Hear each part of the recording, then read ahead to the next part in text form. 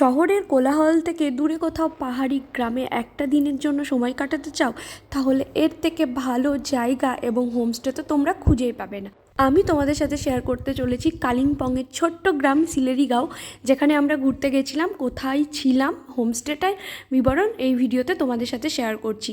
আর অবশ্যই আমার থাম্বনেল দেখে বুঝে গেছো যে হ্যাঁ, এই রুমটায় তোমরা 800 টাকায়, হ্যাঁ ঠিকই শুনেছো, 800 টাকায় 4 বেলার থাকা খাওয়া। আর তার সঙ্গে দেখতেই পাচ্ছ হোমস্টেটা কতটা সুন্দর, একেবারে গ্রামীণ মানুষের হাতের ছোঁয়া।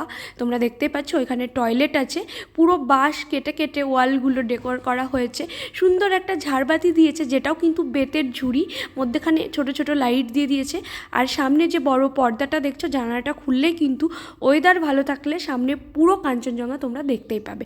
আমরা যেহেতু ফেব্রুয়ারি মাসে গেছিলাম, ওয়েদারটা খুব একটা ভালো ছিল না। একটুখানি ফ্রেশ হয়ে গরম গরম চা খেয়ে তোমরা কিন্তু আশেপাশে সাইট সিন করতে পারো।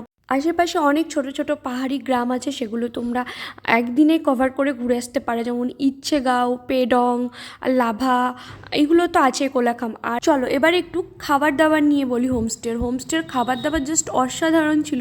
আর পাহাড়ি হোমস্টের খাবার দাবার না আমার বরাবরই ভীষণ ভালো লাগে। আর আমাদের মতো যদি ল্যাদখোর হতে চাও, তাহলে খাবার দাবার খেয়ে পায়ে হেঁটে পাহাড়ি গ্রামটা ঘুরেই কিন্তু একটা দিন কাটিয়ে দিতে পারো। এই হোমস্টের ডিটেলস আমি ডেসক্রিপশানে দিয়ে দিচ্ছি।